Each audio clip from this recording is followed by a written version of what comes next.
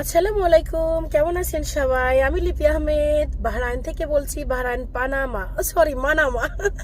আমি না আগে থেকে পানামা বলি মানামাকে, তো যাই হোক মানামা থেকে বলছি।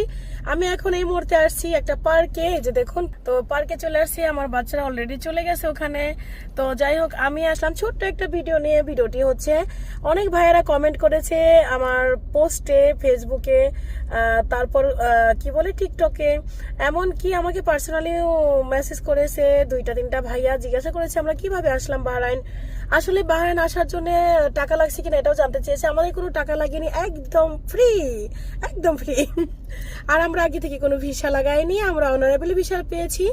আর হ্যাঁ, এটা হচ্ছে আমাদের যে সৌদি আরব থেকে বাহরাইন ব্রিজ বলি আমরা যেটাকে, হ্যাঁ কোজওয়ে যেটা, ওটা আমরা ক্রস করার পর যখন আমরা বর্ডারে এসেছি ডিপার্চারে, তো ওখান থেকে ভিসা লাগিয়েছে।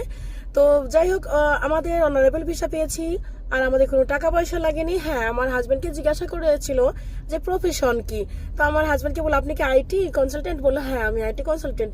তো অন্যান্য যারা তাদের কোনো প্রফেশনাল জিজ্ঞাসা করে কিনা বা প্রফেশনাল উপর ডিপেন্ড করে কিনা ভিসা, আমি এটা বলতে পারবো না।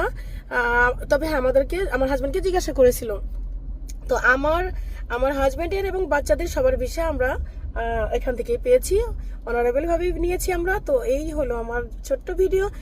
আর যাই হোক যারা জানতে চেয়েছিলেন, আশা করি ভিডিওর মাধ্যমে জানতে পারলেন। তো আজকের মতো এই পর্যন্ত। আল্লাহ হাফিজ, সবাই ভালো থাকবেন, সুস্থ থাকবেন, বাই বাই।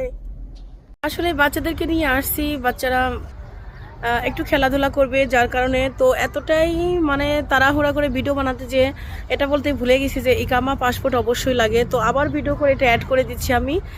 ঠিক আছে, আল্লাহ হাফেজ।